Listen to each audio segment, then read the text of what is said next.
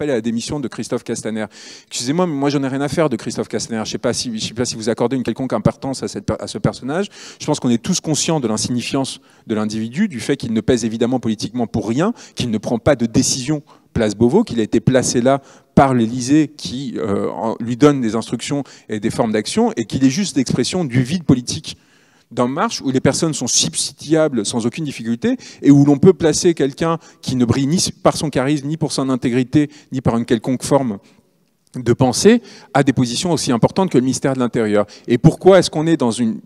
pourquoi est-ce que je refuse de rentrer dans les appels à la démission de Castaner et compagnie? Parce qu'on sait très bien que ça ne changerait strictement rien. Que la personne qui suivrait Castaner à cette position de pouvoir ne ferait qu'une chose, reproduire exactement les mêmes politiques, parce que ces politiques ont une source structurelle.